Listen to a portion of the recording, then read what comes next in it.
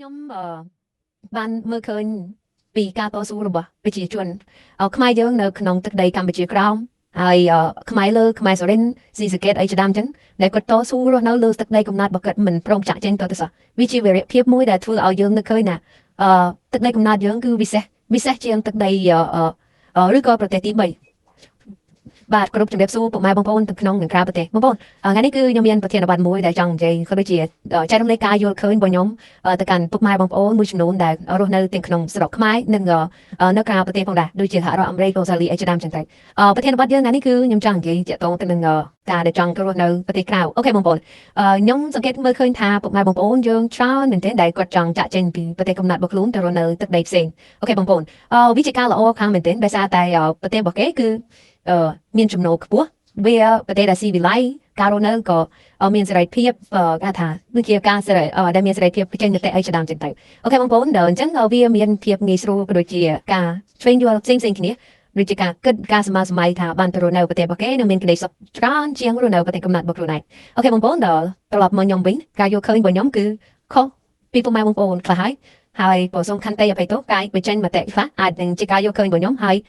វាអាចផ្ទុយទៅនឹងមតិរបស់បងប្អូនការគិតរបស់បងប្អូនផ្សេងគ្នាអូខេបងប្អូនសម្រាប់ខ្ញុំការចង់ទៅរស់នៅប្រទេសដទៃប្រទេសទី3គឺអត់មានចំណូលចិត្តតតែសោះបងប្អូនសម្រាប់ពួកខ្ញុំគឺអត់មានចំណូលចិត្តតតែសោះខ្ញុំបានមើលឃើញពីការតស៊ូរបស់ប្រជាជន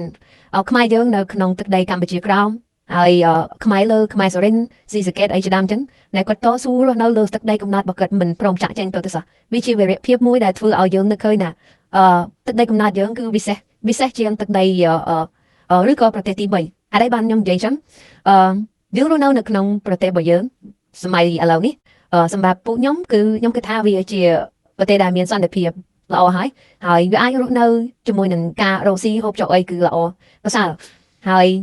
ធ្វើទៅតែចំណូលរបស់ពួកខ្ញុំមិនច្រើនដូចជានៅក្នុងប្រទេសស៊ីវិល័យមួយចំនួនដូចជាសហរដ្ឋអាមេរិកអូស្ត្រាលីកូរ៉េខាងត្បូងអីជាដើមចឹងទៅជប៉ុនអីចឹងប៉ុន្តែការរស់នៅក្នុងទឹកដីកំណត់របស់ខ្លួនឯងគឺកក់ក្ដៅហើយមានអារម្មណ៍ថាមានក្តីសុខច្រើនជាងហើយបាននិយាយចឹងគឺយើងរស់នៅក្នុងទឹកដីកំណត់របស់យើងគឺយើងអាចនៅក្បែរគ្រួសាររបស់យើងនិយាយរួមទៅទាំងប្រពន្ធកូនឪពុកម្ដាយម៉ែឪបងប្អូនអីជាដើមចឹងទៅចឹងទៅពេលដែលពួកគាត់មានជំងឺឈឺថ្កាត់ឬក៏គាត់ត្រូវការជំនួយពីយើងព្រាមគឺយើងអាចនៅក្បែរពួកគាត់ធ្វើតែចំណូលពេលខ្លះគឺ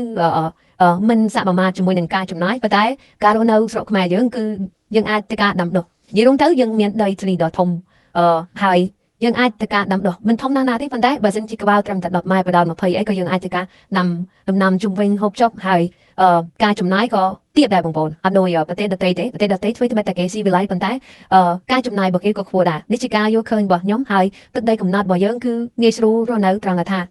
យើងអាចទៅការដាំដុះហូបចុកហើយយើងមានញាតិមិត្តបងប្អូនដែលជាជនជាតិខ្លួនឯងហើយយើងរស់នៅជាមួយនឹងភាពកក់ក្ដៅអត់បាក់ថាដូចទៅប្រទេសដទៃគឺយើងរស់នៅថ្មីតែម្ដងបានន័យថាយើងត្រូវទៅទិញដីយើងត្រូវទៅទិញផ្ទះយើងត្រូវទៅកសាងនៅជីវិតថ្មីមួយហើយយើងក៏ត្រូវឃ្លាតឆ្ងាយពីឪពុកម្ដាយបងប្អូនរបស់យើងជាដើមចឹងទៅហើយសម្រាប់ការដែលយើងចង់រស់នៅប្រទេសរបស់យើងដែលជាប្រទេសកំណត់ហ្នឹងគឺអ្វីដែលយើងចង់បានបំផុតហ្នឹងគឺយើងចង់ឲ្យប្រទេសរបស់យើងនឹងរីកចម្រើនយើងចង់កសាងអ្វីដែលយើងអាចធ្វើបានគឺយើងជួយដល់សង្គមរបស់យើងនៅក្នុងប្រទេសរបស់យើងឲ្យប្រទេសរបស់យើងរីកចម្រើនហើយប្រទេសរបស់យើងខ្លាចជាប្រទេសមួយដែលគេថាខ្លាំងក្លារឹងមុំពូកែគ្រប់គេថាគ្រប់ពេកាទាំងអស់បងប្អូនអញ្ចឹងនេះជាការយល់ឃើញរបស់ខ្ញុំហើយណាមួយដូចខ្ញុំនិយាយពីខាងដើមអញ្ចឹងនេះបងប្អូនដែលសង្កេតមើលហេតុអ្វីបានជាជនជាតិដើមខ្មែរយើងដូចជាកម្ពុជាក្រោមដូចជាខ្មែរលើហើយបានគាត់ក្រែងនៅលើទឹកដីកំណត់ដោយមិនព្រមចាក់ចេញទោះជាឈ្មោះប្រទេសត្រូវបានដូរឈ្មោះខេត្តត្រូវបានដូរហើយអ្វីបានពួកគាត់អត់ព្រមចាក់ចេញពីកន្លែងហ្នឹងដោយសារតែទឹកដីកំណត់ហ្នឹងគឺបានផ្ដល់នៅកំណត់របស់គាត់មិនភ្លេចកំណត់គាត់ចង់អភិវឌ្ឍកន្លែងដែលគាត់រស់នៅគាត់ចង់ថែរក្សាកន្លែងដូនតារបស់គាត់ចង់រស់នៅជួបជុំគ្រួសាររបស់គាត់ហើយជាពិសេសហ្នឹងគឺគាត់ចង់ឲ្យទឹកដីមួយនេះឃ្លាកទៅកាន់ជនជាតិដទៃមកមុននឹងស្រាប់ហើយកាលណាយើងចង់ទៅរស់នៅទឹកដីគេហើយគេក៏អាចនឹងចង់មករស់នៅទឹកដីរបស់យើងដែរហើយកាលណាយើងចេះតែចង់ទៅរស់នៅលើទឹកដីរបស់គេហើយទុកទឹកដីរបស់ខ្លួនឯងឲ្យអ្នកដទៃឲ្យប្រទេសឲ្យជាតិសាសន៍ដទៃបានន័យថាយើងគឺភ្លេចកំណត់ខ្លួនឯងណាអញ្ចឹងយើងបានបំភ្លេចនៅទីកំណត់ខ្លួនឯងយើងចង់ទៅរស់នៅកន្លែងផ្សេងដែលមិនមែនជាទឹកដីខ្លួនឯងហើយវាប្រើនៅផលលំបាកជាច្រើនដែលយើងនឹកស្មានមិនដល់ អូខេបងប្អូនអញ្ចឹងទឹកដីកំណត់របស់យើងគឺយើងក្នុងគ្នារស់នៅថែរក្សាការពារដើម្បីអីដើម្បីទុកឲ្យកូនចៅយើងជំនាន់ក្រោយហើយអាចរក្សាបានឈ្មោះថាព្រះរាជាណាចក្រកម្ពុជាឬប្រទេសកម្ពុជាអូខេបងប្អូនអញ្ចឹងនេះជាការយល់ឃើញរបស់ខ្ញុំអាចខុសគ្នាការគិតខុសគ្នាហើយទំនោរក្នុងការរស់នៅផ្សេងគ្នាហើយនឹងការស្រឡាញ់ចូលចិត្តនឹងផ្សេងគ្នាអញ្ចឹងណាហើយសម្រាប់ខ្ញុំវិញបើសិនជាមួយទៀតបើសិនជាបានទៅប្រទេសក្រៅគឺសុំត្រឹមតែដល់លេងឬក៏ទៅរៀនស្រូបយកនៅចំណេះវិជ្ជាផ្សេងយកមកអភិវឌ្ឍប្រទេសរបស់យើងវិញរបស់ខ្ញុំវិញអញ្ចឹងវាខុសគ្នាការមួយការចង់ទៅប្រទេសរបស់គេដែរគឺចង់ដើម្បីទៅរស់នៅហើយពួកខ្ញុំគឺចង់ទៅដើម្បីតែរៀនសូត្រទេអូខេបងប្អូនហើយសម្រាប់